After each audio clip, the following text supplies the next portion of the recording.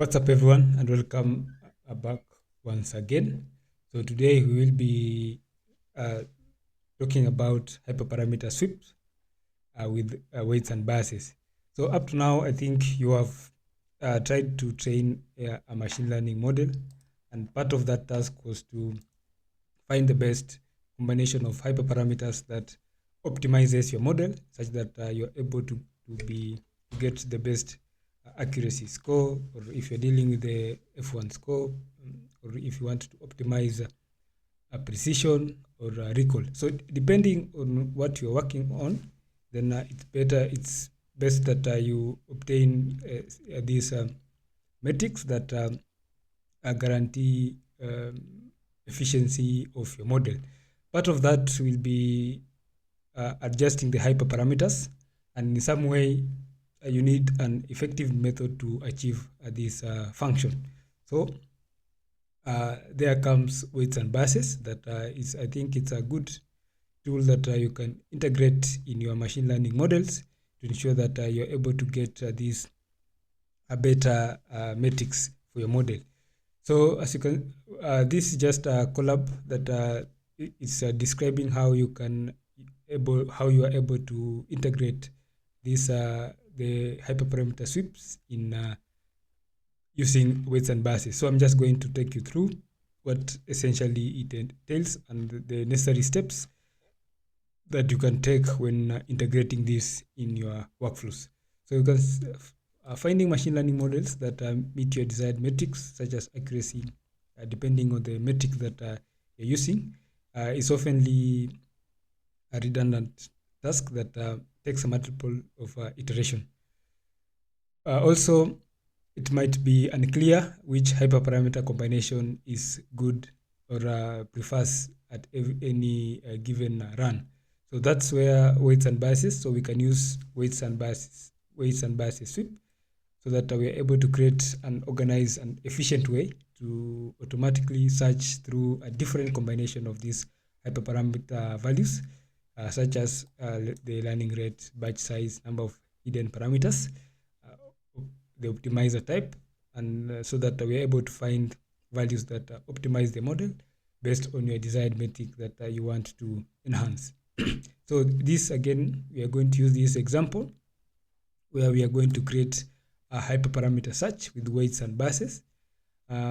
This example, they're using a PyTorch, but in our case, I will be using a classification example. So a supervised learning, using a supervised learning machine learning algorithm. So for the sweeps overview, you can see that generally when integrating this hyperparameter sweep with the weights and biases, so you can see that we first need to define the sweep. Here we're just creating a dictionary or a YAML file. So YAML file is a configuration file that specifies the parameters and the parameters to search through, the search strategy, and the optimization metric that you are more concerned with. So you can different task requires different optimization metric. Your optimization metric can be accuracy. Your optimization metric can be the F1 score. It can be the recall. It can be the precision. So depending on what task you are, depending on the task that you will be handling, then this search strategy will vary. Also, after that, we need to initialize the sweep. So with one line of code, you can initialize the sweep and pass in the dictionary of sweep configuration. So essentially, we initialize this sweep and pass this either the YAML file or a dictionary that you have created. Then to run the sweep agent, so we also accomplished with a line, with just one line of code. So we call the weights and bias agent and pass the sweep ID to run along with the function that defines the model architecture and trains it. So I'm going to take you through this, and you can see how we run this sweep agent. So this is just an example. So they're just taking you through an example. So for example, you need first to make sure you have installed the weights and biases library. So you can run this in your terminal. Then make sure you have imported this in your code script. Then log in the weights and biases and provide your API key. So I think in the first video in this series, I showed you how to obtain this API key and execute it in this. So after that, I think this is how they define the sweep.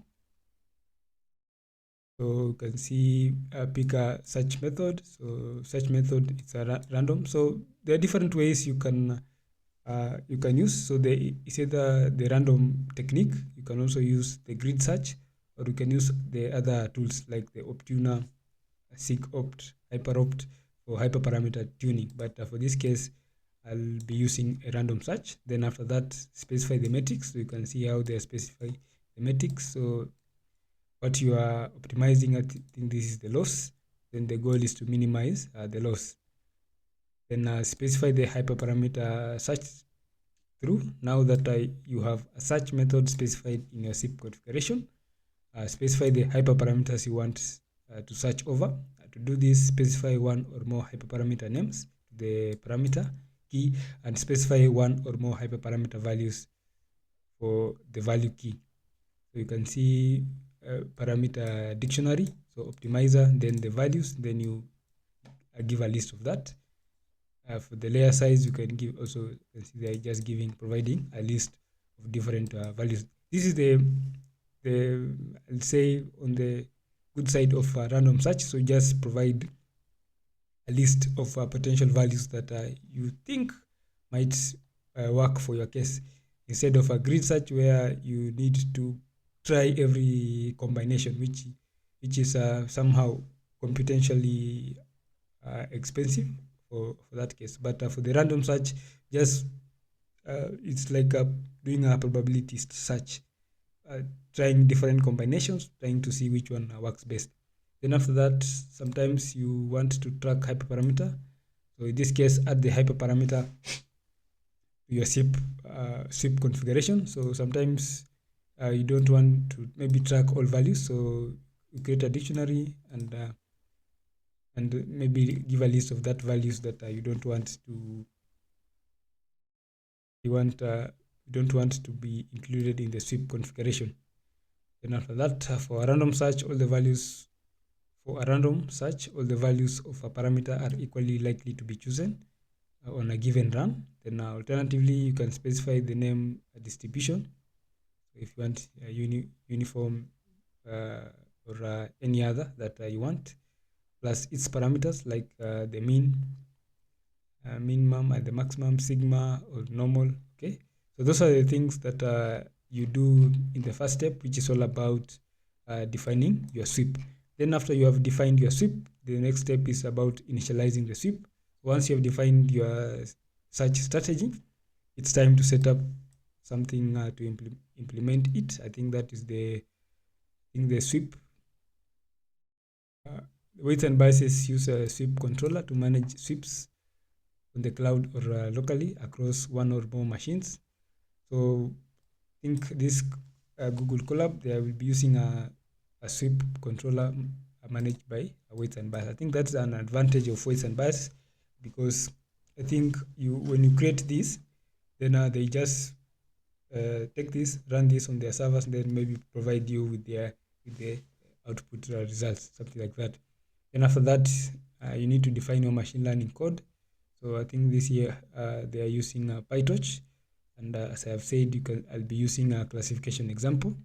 So with the train function, you will notice the following weights and bias Python SDK methods. You can see weights and bias initialize, config, and the log. So again, so this is just an example of that. Then after you are done with the search and everything, this is how the visualization will actually look like. So you can see these plots around here, and then you're able to track. If you want the list loss, then 4.6, 1.6, then you're able to see which run, and you're able to single out that specific run with the minimum loss. Okay. Then another advantage is the hyperparameter importance plot. So the hyperparameter importance plot surfaces which hyperparameter were the best predictors for your metrics. So we report feature importance from the random forest, and correlation implicitly a linear model. Okay, so you can see the hyperparameter importance as well as the correlation. Okay, so I think that's it with the hyperparameter importance. Then so you can find this just on their link, so you can just go maybe docs weights and biases documentation. Then from there, I think track experiments, you're able to find these examples here. So for our case, we're just tracking experiments. Then you can also visualize the predictions, tune hyperparameters, register the model, all that. So let's try to implement the same in our working environment. So let's switch to that. So we will be applying that in the model training. So model trainer, this one here. So I think the last one we did was weights and biases, but we didn't without the sweeps. Okay. So today we are going to try this, but including the sweep. So I'll just comment this, but I won't do away with it. So this is ML flow, model training with ML flow. So again, just let's say model training with ML flow.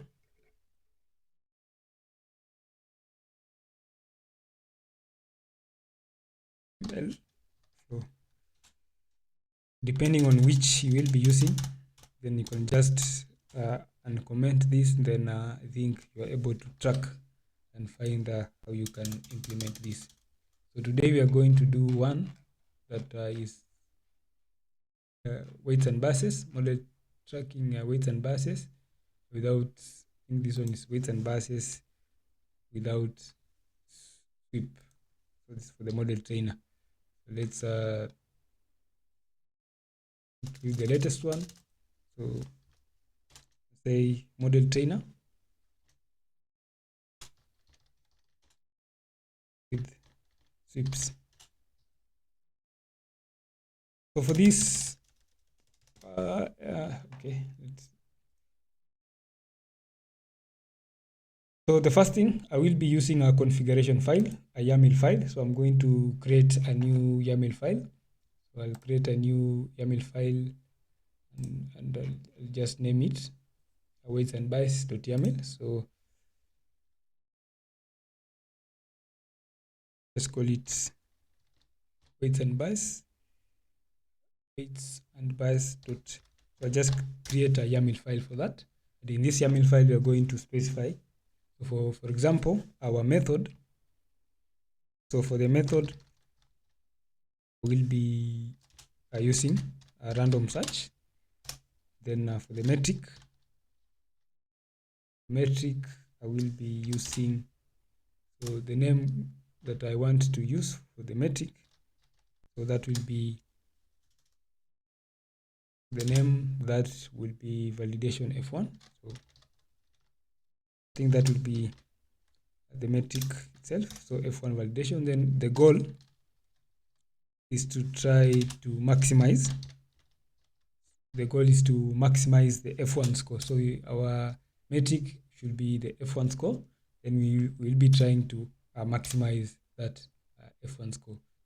For example, if you are working with a PyTorch, then for the loss, you need to minimize the loss. For the accuracy, you need to make sure that you maximize the accuracy. If it was a regression problem, for example, when you are dealing with the mean absolute error, then you need to minimize the mean absolute error. If it's the R squared, then you need to maximize the R squared. So you need to understand what those metrics are and what they do represent. So for the parameters, the first thing, we do have different parameters. So I'll just list some of those. So for the boosting, remember we are using the LGBM classifier. So let me just do away with this. So I think the first parameter, so for the boosting type, so this one we can call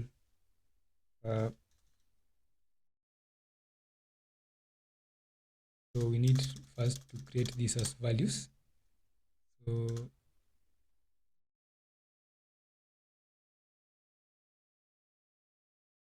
So we're supposed to pass the values. So for the values, we need to specify they're supposed to be GBT, GBDT, as well as specify GBDT, supposed to be GBDT, and that. Then another one thing should be max depth. The max depth, I think this one we are going to use again, specify the values. So for the values, essentially we're just providing a list of different values. So for the values, provide a list. So 3, let's say 5, 10.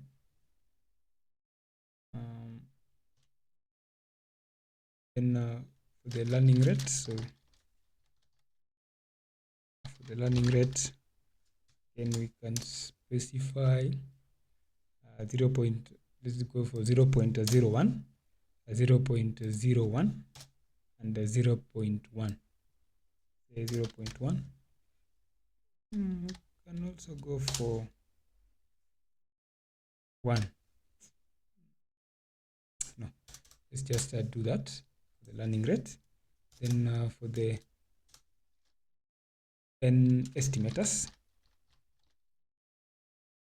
so for the n estimators, we can use values ranging between 100, let's go 200, and maybe let's say 300. Then that for the n estimators. I don't want this, did away with this. So for the n estimators, then for the minimum split gain, so for the minimum split gain, this one we can go with the values 0, let's say 0.5, let's say 1.0, with the 1.0. Let's just be an integer like that. So that is minimum split gain, minimum child weight. So minimum child weight, then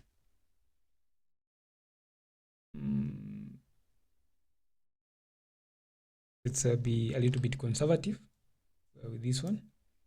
We can use those. Then reg alpha, reg lambda, mean child samples. Reg alpha 0, 0.1, 0.7. Yep.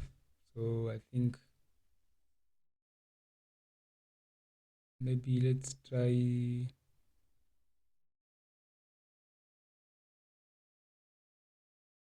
no problem. This is just a trial and error. So we have now defined our the configuration file. So if we go back to this, you can see that earlier on we said that this one here, so define the sweep. So we do this by creating a dictionary. So we are not creating a dictionary, but for our case, we're just creating a YAML file, a configuration file that specifies the parameters to search through, the search strategy, as well as the search strategy, the optimization metric, and the additional details. So you can see those things here. So once we have configured that, then we go back to the code itself. They're now preparing the weights and bars the sweep. So let's go to the code. So weights and bars. So let me say data ingestion. It's supposed to be model trainer. So model trainer with sweeps. So as usual, so let's start by importing the necessary libraries.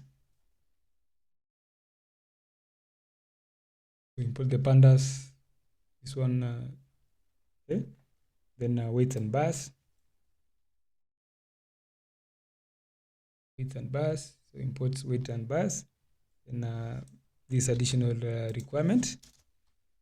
So the additional requirement. Then after that, we create the configuration parameters. So from here, we create a data class and list all the configuration parameters. So that is the class model trainer root directory. So remember, we do have the config.yaml, and we include the model trainer. So whatever we have listed under the step model evaluation in our config.yaml, so the configuration parameters file, we are just going to list that. Supposed to be model trainer.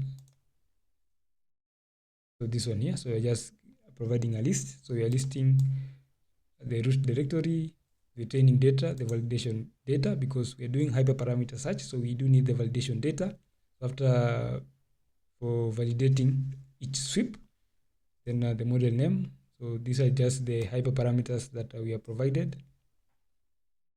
We are going to do the hyperparameter search on these hyperparameters. Then after that, we create the class configuration manager. The class configuration manager.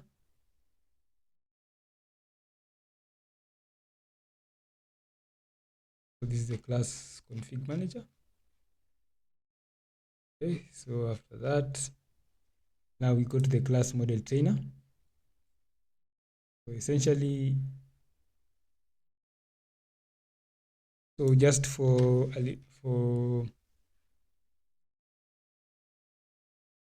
validation, I will be using the certified key fold. So essentially, I'm just trying to combine all those things here. So let us make sure that everything is aligned correctly, because to avoid those errors. So class config manager, then we're creating data transformation, model trainer. I think we are good up to now.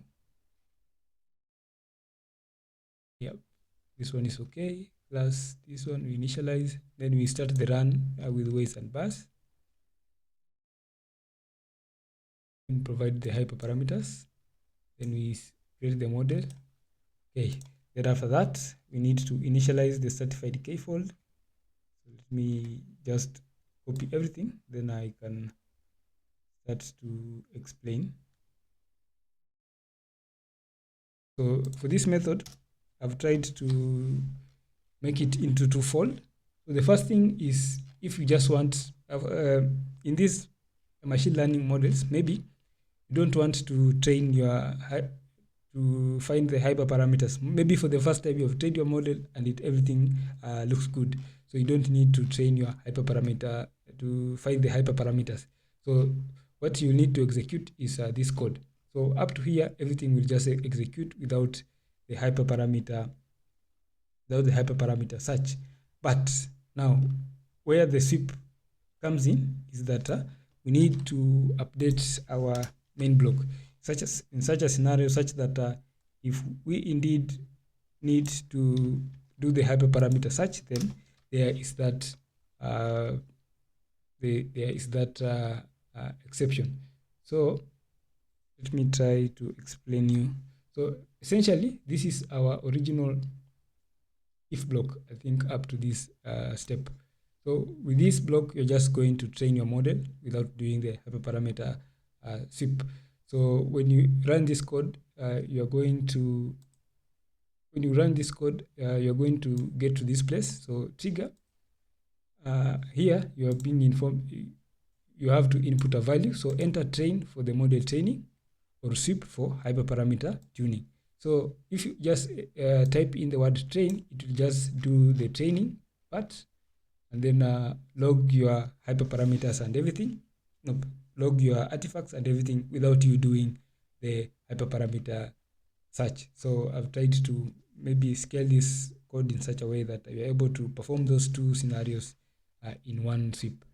But if you want to now do the sweep, then once you are informed to input a value, you need to input the word sweep so that you are able to proceed to the hyperparameter tuning.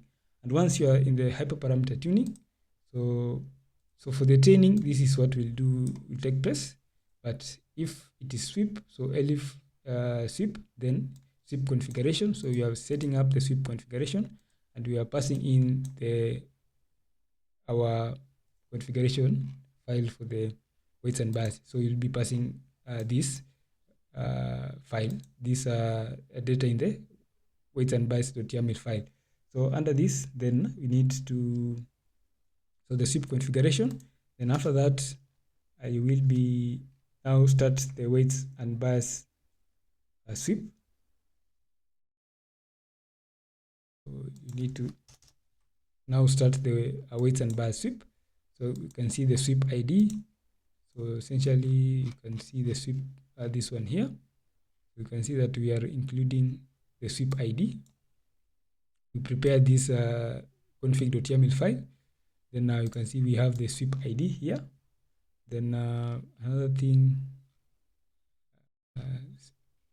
the weights and bias in it. So for that one, I think we initialized that here. This one here. So this one here, we initialize that one here.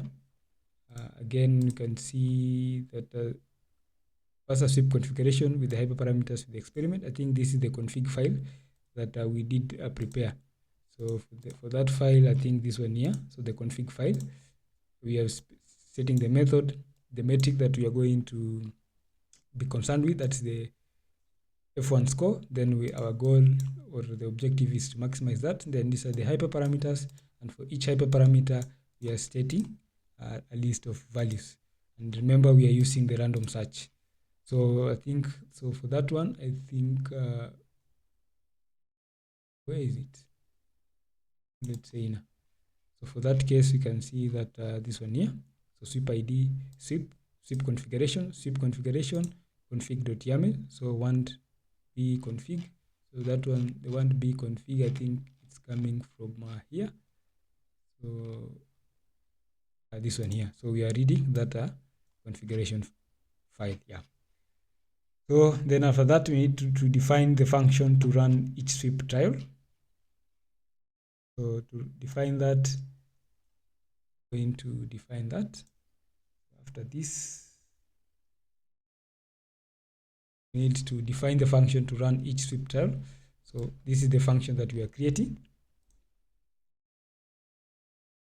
So the train and evaluate function. So we first initialize this, then we create the configuration for that, so that we know that we will be where we'll be getting our data. So that is the config data. So the selected modes, so this one, so we are training the LGBA model using the weights and biases platform for experiment tracking. And so this process, essentially what we are doing is that we will be running a sweep to find the best hyperparameter for the model. So in this, we are creating the function for this method. We are defining it, and this function is called by the weights and biases agent during the sweep process. So the function will first initialize weights and bias run, set the hyperparameters for the LGBM classifier model using the values provided in by the weights and bias agent. Then it will train the model, make predictions on the validation data. So I think we need to include that. So after we do this, we need to train on that data. So I think that one comes below here. So we'll be train the LGBA model. So this is just as initializing the model itself and providing the values for these hyperparameters. So we are not, these values will come from here, this weights and bias.yaml file. Then after that, we do a fit on the training data. So we are fitting on the training data. So X-train transform training features and the target variables for that. Then we need to do, we'll do a predictions, but we'll pass in the validation data. Then I calculate the F1 score. So validation F1 score, and log the scores to the weights and biases. So then we log our scores to here. So I think after that, I think we need to close this. So we need to run the sweep.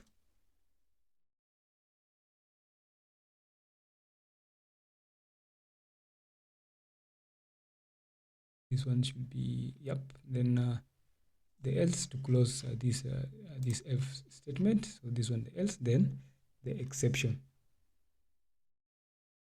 The exception, ensure the run is ended. Okay. And that's it. So once we are done with that, I think we are good to go. I'm going to execute this, and I think there's one thing. So you can see for the agent, you can see the sweep ID. So this is the sweep ID. So we are providing these configurations. Then the function is the train and evaluate function. So this one here.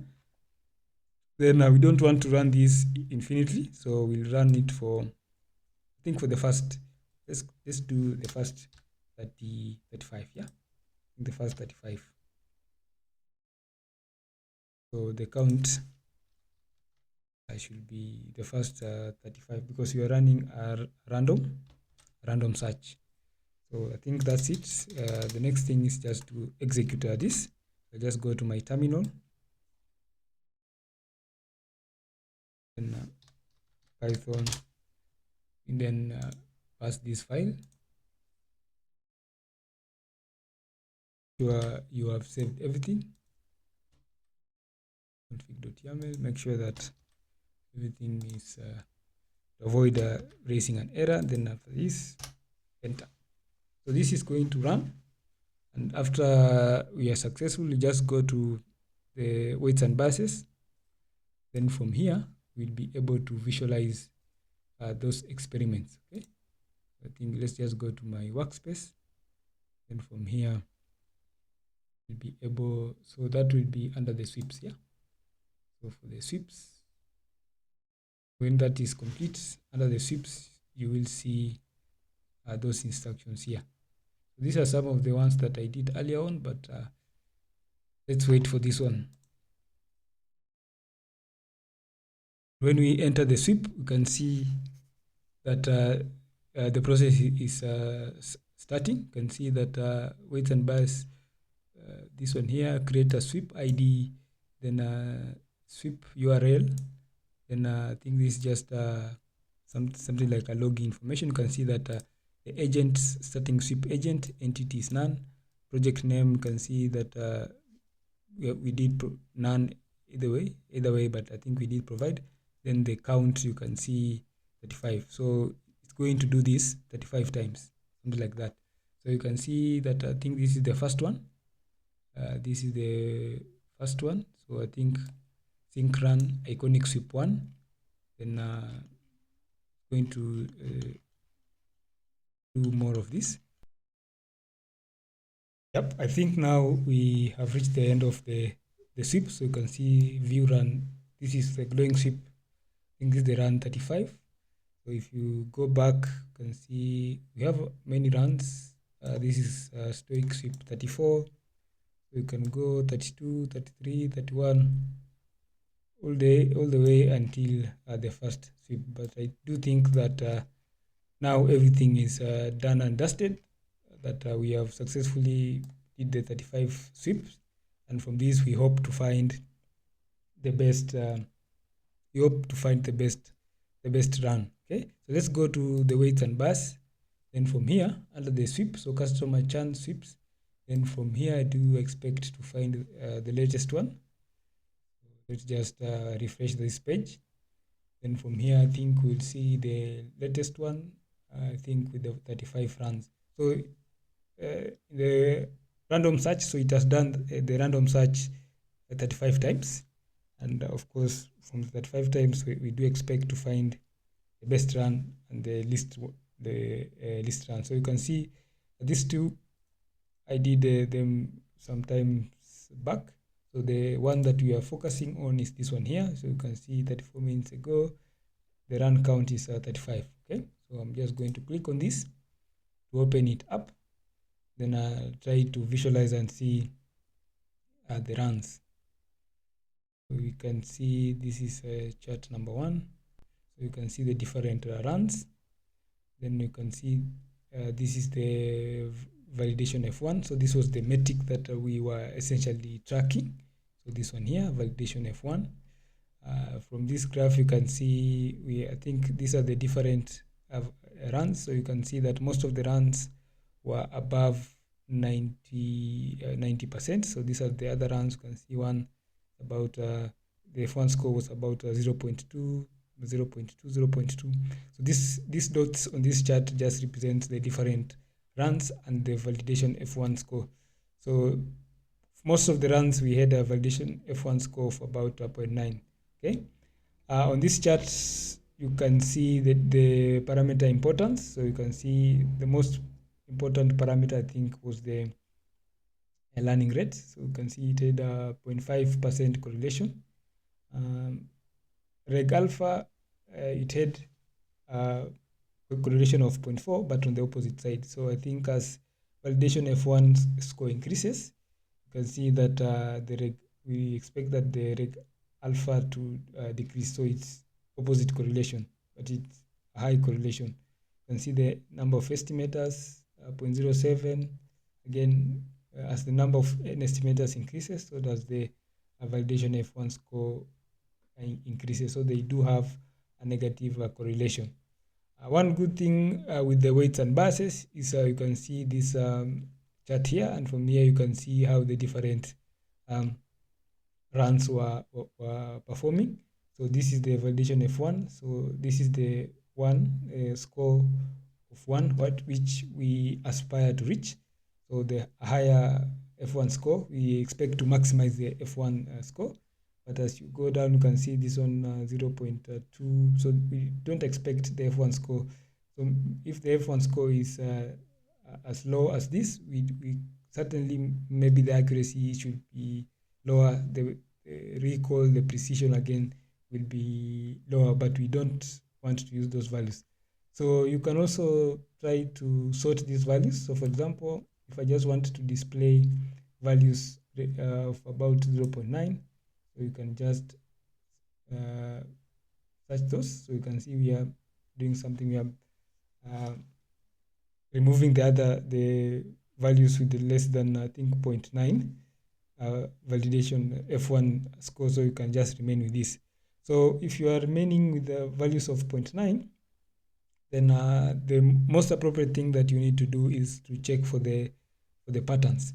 Where are these lines trying to cross? Where are these lines crossing more? So at the exact value where these lines are crossing, then that tells you that that should be the appropriate value for that hyperparameter. So when you look at the boosting type, you can see most of these are emanating from the GBDT as the boosting type. But even that is not bad. It's not bad after all. You can see. Then for the learning rates, we can see that most of these are from about 0.01. So a learning rate of 0.1 is good for us. So when you look at the maximum depth, you can see we have 3 runs of at about 10. But we can see that most of the runs are about 5. Yeah. So we can say GBDT learning rate of 0.01. We can also say max depth of 5. We can also say minimum child samples of again 5, because most of the lines are crossing this. Then we can see when we talk of the mean child weight, you can see that again 0.01 is the most appropriate value. The mean sample split, so you can see we are almost having around a 3 here. It's about a 3 here. So we can take this one here. We can take mean split gain of 1. Then for the n estimators, most of those are crossing, I think, at a 300. So 3, 1, 2. About I think 300. We are having 3 crossing here. Then we are having how many are crossing at 200?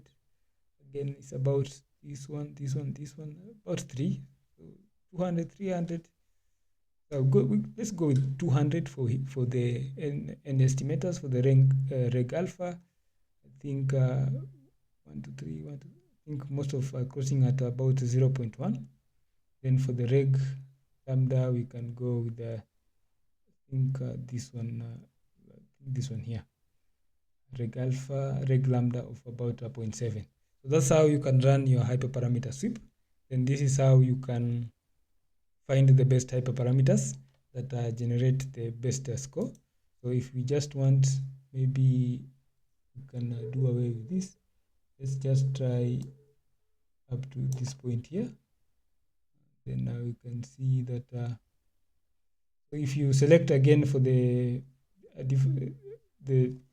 best F1 score, you can see that there is a slight change in terms of the hyperparameters. The learning rate, you can see it's now, when we consider this, only these values with the highest value of F1 score, now you can see that learning rate again is becoming the best. N estimators again with a correlation of 0.3.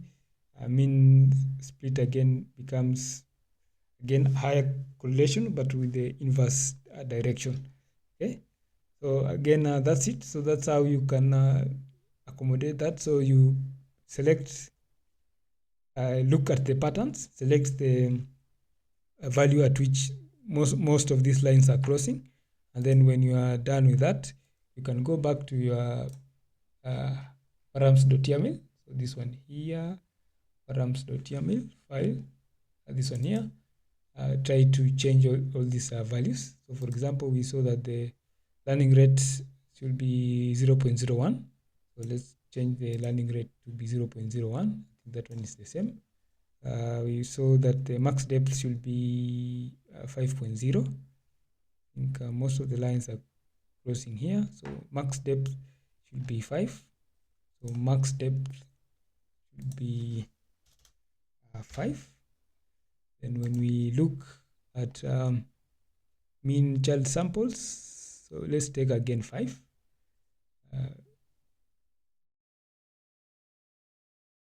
Mean child samples, let's take mean child samples.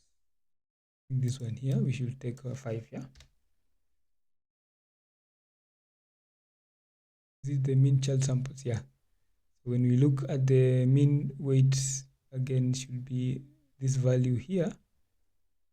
It's, mean child weight. So mean child weight should be 0.005. So mean child weight should be 0.005. Then when we look at this is about 3 of those. Again, this is how many are crossing this. The 5, you can see about 1, 2, 3, 4. 1, 2, 3. We have this one. We have this one, the second one. We have this one, the third one. You can see 2 of these are coming from this side. Yeah. So I'll take 0.5 for the, how many crossing 0.5?